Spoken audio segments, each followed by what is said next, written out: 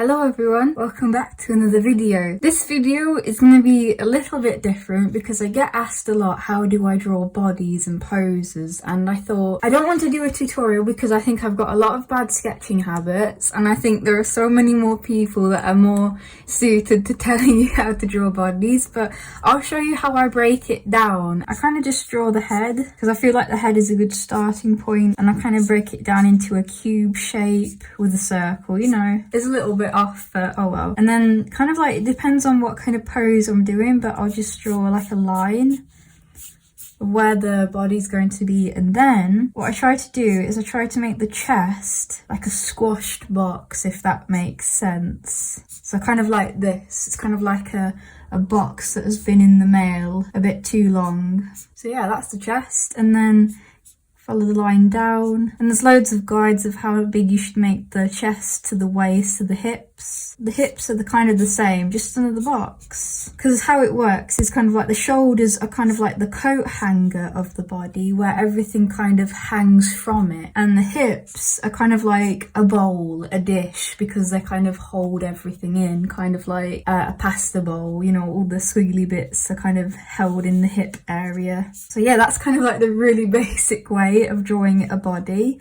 And then with the legs, they're just kind of like tubes. They're like tapered tubes. They're not just straight like that. They're kind of wavy because it's the muscle kind of wrapping over like that. Yeah, so kind of like, it's kind of like a tube with ribbons. Yeah, so I'm just gonna quickly draw it in the leg. And then again, because we've got this angle,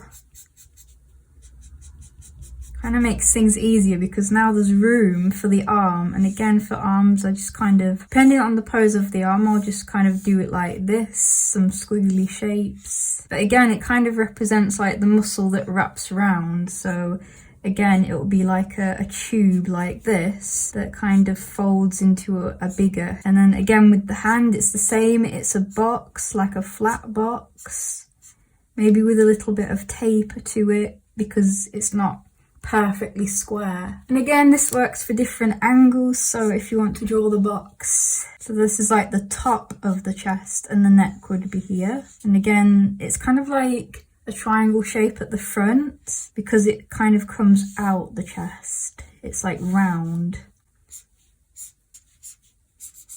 You just want to do a little ball, like a ball joint for the stomach area, and then the hips again.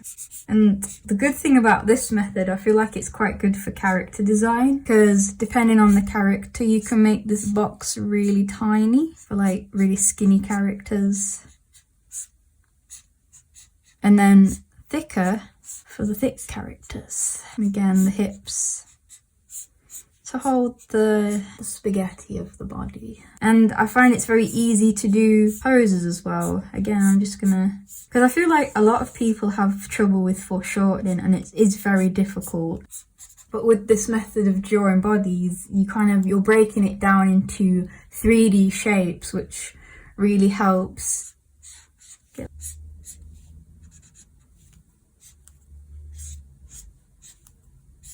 forget your squares. Kind of like this.